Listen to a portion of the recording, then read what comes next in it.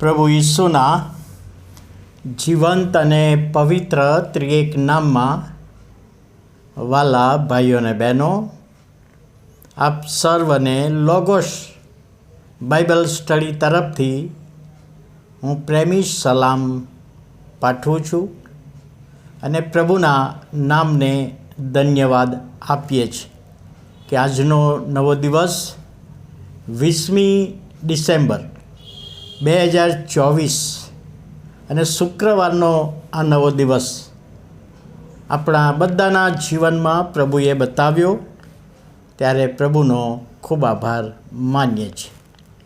યર્મિયા પ્રબોધકનું પુસ્તક, તેનો 36મો અધ્યાય અને 23મી કલમ, તે બાઇબલ ઇતિહાસમાં એક બનાવ બની ગયો જેના વિશે અહીં આગળ લખવામાં આવ્યું છે. જ્યારે યહૂદીએ 3-4 પાના વાંચ્યા ત્યારે રાજાએ ચપ્પુ વડે એ કાપીને સઘળીમાં નાખ્યા અને એ પ્રમાણે આખું ઓળિયું બાળી નાખવામાં આવ્યું.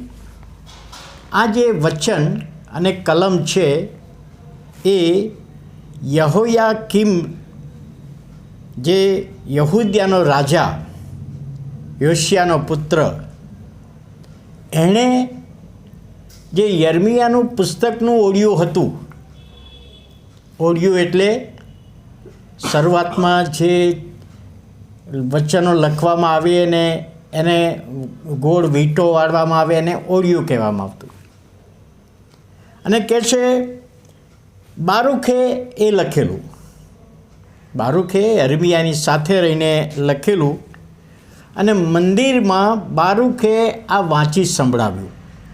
જે યર્મિયા પ્રબોધકનું પુસ્તક છે એ મંદિરમાં વાંચવામાં આવ્યું અને ત્યાર પછી ગમારિયાએ એ વચન વાંચ્યું, ઓળ્યું, અને ત્યાર પછી ગમારિયાના પુત્ર મીખાયાએ એ વચન વાંચ્યું અને ઘણા બધા લોકો ત્યાં બેઠા હતા વચન સાંભળવા માટે.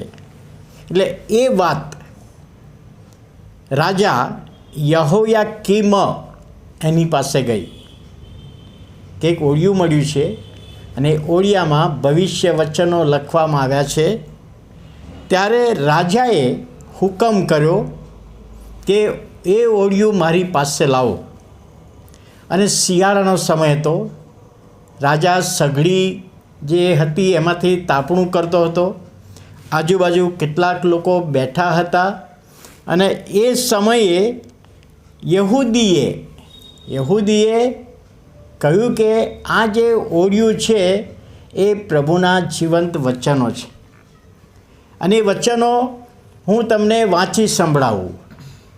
ત્યારે 3-4 પાના વાંચ્યા એટલે યહોયાકીમ રાજાને ગુસ્સો આવ્યો, કેમ કે એના સંબંધી જે બાબતો લખવામાં આવી હતી એ એને ગમી નહીં.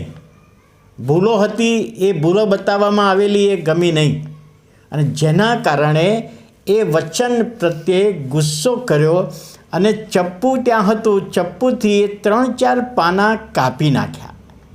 યર્મિયા પ્રબોધકનું ઓરિજિનલ પુસ્તક જે કહેવાય એના પાના કાપીને સઘળીમાં નાખીને બાળી દીધા અને પછી કહ્યું તું એક પછી એક બધા પાના વાંચ. અને જેમ જેમ પાના વાંચતો જાય યહૂદી એમ કાપીને પેલો યહોયાકીમ રાજા એને કાપીને સઘળીમાં બાળતો હતો.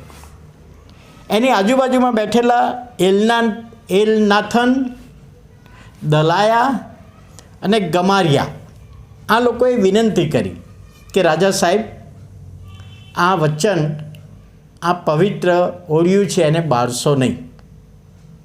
આ તો પ્રભુનું વચન કહેવાય, ઈશ્વરનું વચન છે, જીવંત વચન છે, પવિત્ર વચન છે, એને બાળશો નહીં. તેમ છતાં રાજાએ એ સ્વીકાર્યું નહીં અને રાજા ગુસ્સામાં હતો અને ઓળિયું બાળી નાખવામાં આવ્યું. અને ત્યાર પછી બારૂખે થોડા પ્રભુના વચનો આત્માની પ્રેરણાથી ઉમેરાયા અને લખ્યા. એ વચનો આજે આપણી પાસે યર્મિયાના પુસ્તકના રૂપમાં આપણી પાસે છે.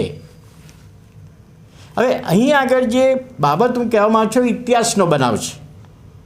ઇતિહાસનો આ બનાવ છે.